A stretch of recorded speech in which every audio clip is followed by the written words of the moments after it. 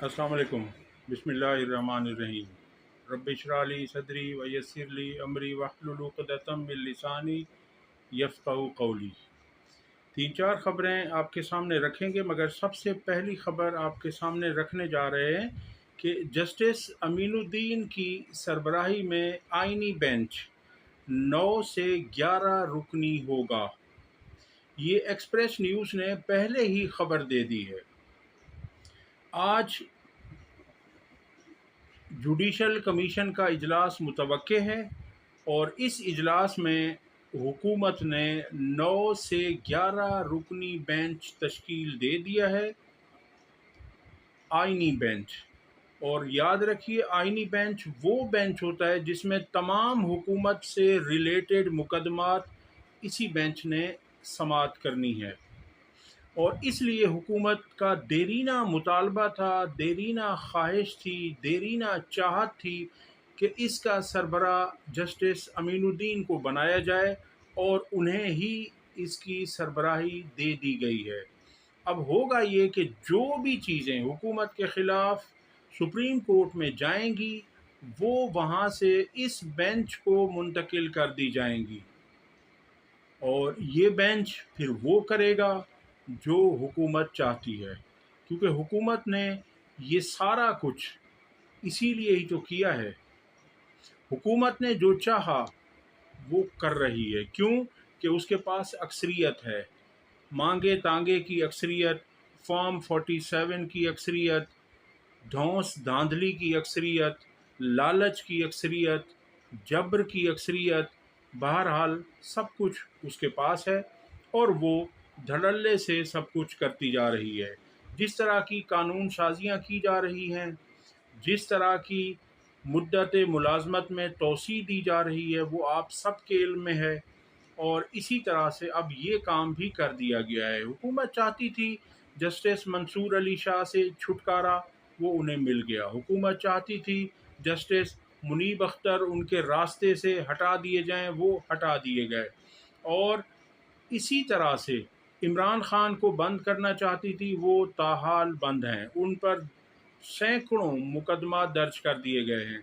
जो आवाज़ उठाता है उसे बंद कर दिया जाता है। जस्टिस अमीनुद्दीन की सरबराही में आइनी बेंच 9 से 11 रुकनी होगा और ये खबर पहले ही एक दिन पहले आ चुकी है।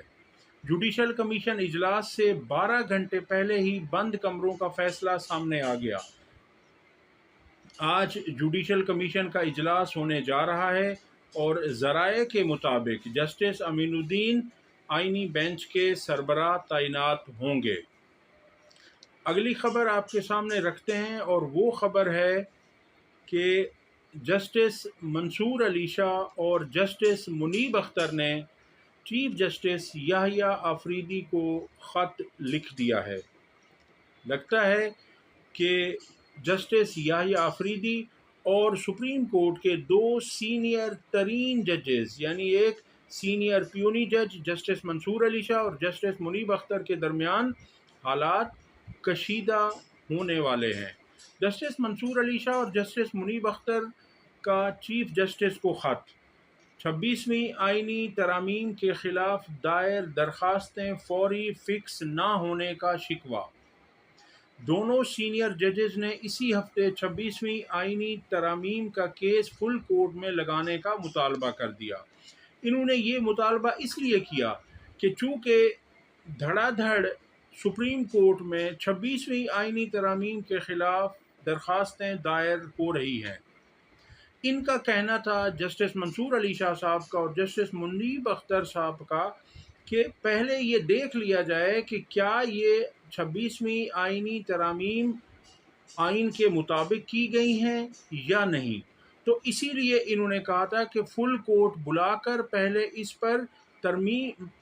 पर समाअत कर ली जाए कि क्या ये हुकूमत ये कर भी सकती थी या नहीं। उसके बाद इन तमाम दरख्वास्तों को जहां भेजना हो, आइनी बेंच में भेजना हो या सुप्रीम कोर्ट में, तो वो उसके बाद किया जाए। ख़त में इजहार अफसोस किया गया कि फुल कोर्ट की तरफ से 4 नवंबर की समाअत के लिए कोई शेड्यूल जारी नहीं किया गया। वाज़ेह रहे کہ جسٹس منصور علی شاہ اور جسٹس منیب اختر نے جسٹس یحییٰ آفریدی صاحب کو پریکٹس اینڈ پروسیجر کمیٹی کے اجلاس سے متعلق آگاہ کیا تھا، مگر وہ اس میں شامل نہیں ہوئے۔ وہ پریکٹس اینڈ پروسیجر کمیٹی کے اجلاس میں ان کی شرکت نہیں ہوئی، تو پھر یہ کہا گیا ہے، لکھا گیا ہے کہ جو دو ججز ہوں وہ بھی بیٹھ کر فیصلہ کر لیتے ہیں، اور اگر اکثریتی فیصلہ ہو تو پھر اسے امپلیمنٹ کر دیا جاتا ہے۔ تو جسٹس منصور علی شاہ اور جسٹس منیب اختر صاحب نے جب پریکٹس اینڈ پروسیجر کمیٹی کا اجلاس بلایا تو اس میں چونکہ چیف جسٹس یحییٰ آفریدی شریک نہیں ہوئے، تو ان دو نے فیصلہ کر لیا اور انہوں نے بینچز بھی تشکیل دے دیے، اور کہا گیا تھا سپریم کورٹ کے عملے سے کہ آپ نے اس کے منٹس بھی جاری کر دینے ہیں، اور یہ بینچز ہم نے بنا دیے ہیں، مگر وہ بھی کچھ بھی شامل نہیں کیا گیا۔ سپریم کورٹ کے عملے نے نہ تو منٹس جاری کیے اس میٹنگ کے، اور نہ ہی وہ بتایا کہ کون کون سے بینچ انہوں نے بتائے ہیں، نہ ان بینچز کو شو کیا گیا، نہ ہی انہیں بنایا گیا۔ تو اس لیے انہوں نے پھر خط لکھا، اور اس خط میں اظہار افسوس کیا کہ فل کورٹ کی طرف سے 4 نومبر کی سماعت کے لیے کوئی شیڈیول جاری نہیں کیا گیا۔ خط میں مطالبہ کیا گیا کہ کمیٹی کے فیصلے پر عمل کرتے ہوئے سماعت موجودہ ہفتے میں فل کورٹ کے سامنے رکھی جائے اور شیڈیول فوری طور پر جاری کیا جائے۔ 31 اکتوبر کی کمیٹی میٹنگ میں 26ویں ترمیم کا کیس فل کورٹ میں لگانے کا فیصلہ کیا گیا۔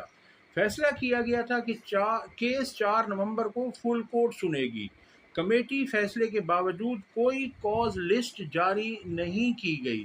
دونوں سینئر ججز نے 31 اکتوبر کو چیف جسٹس سے کمیٹی اجلاس بلانے کا مطالبہ بھی کیا تھا۔ چیف جسٹس کے اجلاس نہ بلانے پر سیکشن 2 کے تحت ہم دو ججز نے خود اجلاس بلا لیا، چونکہ سیکشن 2 اس بات کی اجازت دیتا ہے کہ جیسے اس کمیٹی کے کل ممبرز 3 ہیں، چیف جسٹس اور 2 سینئر موسٹ سپریم کورٹ کے ججز، اگر کوئی ایک جج شامل نہ ہو تو باقی 2 ججز اس کا فیصلہ کر سکتے ہیں۔ یہ سیکشن 2 کہتا ہے۔ 2 ججز نے اجلاس میں فیصلہ کیا کہ 26ویں آئینی ترمیم کے خلاف کیس 4 نومبر کو فل کورٹ سنے گی۔ اسی ہفتے 26ویں ترمیم کے خلاف درخواستیں فل کورٹ کے سامنے لگائی جائیں گی۔ دونوں ججز نے 31 اکتوبر کے میٹنگ منٹس رجسٹرار کو ویب سائٹ پر جاری کرنے کی ہدایت بھی کی تھی، مگر ایسا کچھ نہیں ہوا۔ اب لگتا یہی ہے کہ حالات سپریم کورٹ کے ججز کے درمیان، چیف جسٹس اور بقیہ ججز کے درمیان کشیدہ ہونے جا رہے ہیں۔ جس طرح کا پہلے ماحول تھا وہی کچھ ہونے جا رہا ہے۔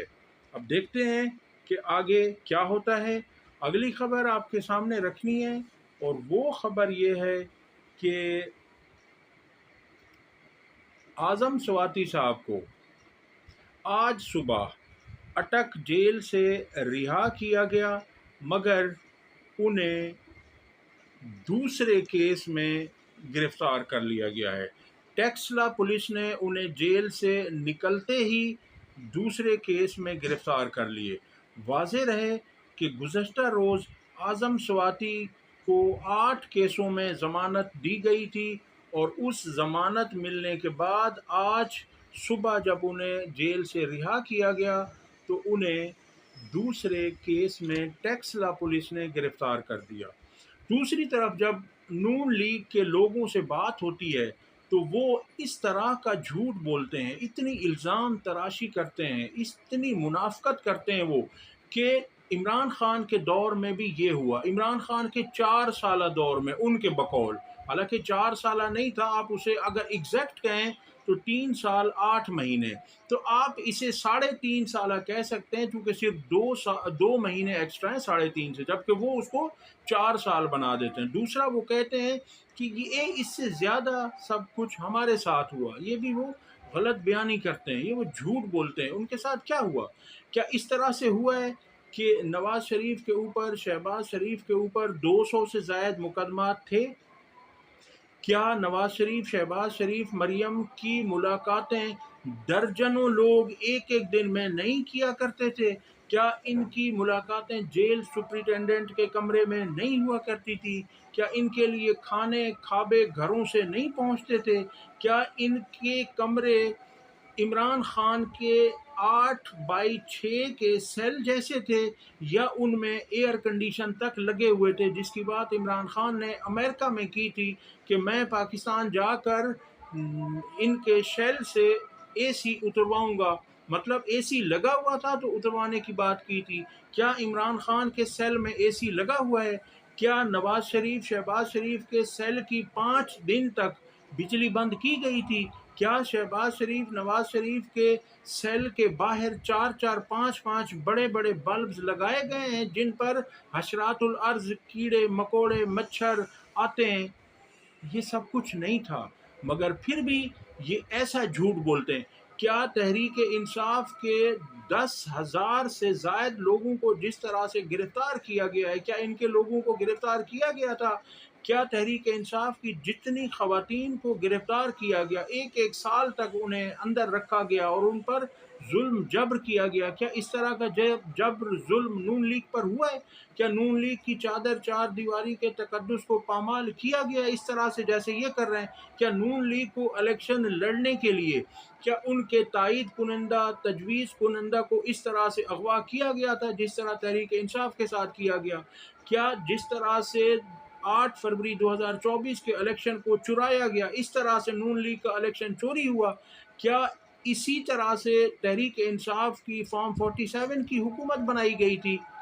یہ سب ایسے جھوٹ بولتے ہیں کہ ان کو جھوٹ بولتے ہوئے شرم بھی نہیں آتی، کہ یہ ہر چیز کو کمپیئر کرتے ہیں، جی انہوں نے یہ کیا تھا، انہوں نے کچھ بھی نہیں کیا تھا، انہوں نے آپ کے اوپر 0.1% بھی نہیں کیا تھا۔ اگر آپ کے اوپر 1% ہو جاتا تو آپ جلیبی کی طرح سیدھے ہو جاتے، آپ یہاں سے فوراً سے پہلے بھاگتے۔ ویسے بھی آپ نے جو اس طرح کی جیلیں تھیں اس میں بھی آپ وہاں پر ثابت قدم نہیں رہے، آپ پھر بھی بھاگ گئے۔